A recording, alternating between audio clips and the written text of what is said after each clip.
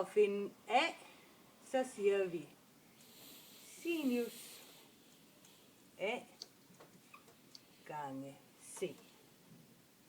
Og det laver vi jo så om, at det hedder A divideret med C er lige med sinus A. Yes. Og så skal vi finde en B'er.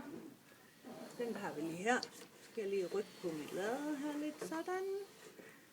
Så B for eksempel er, B er lige med cos A gange C, og det bliver så B divideret med C er lige med cos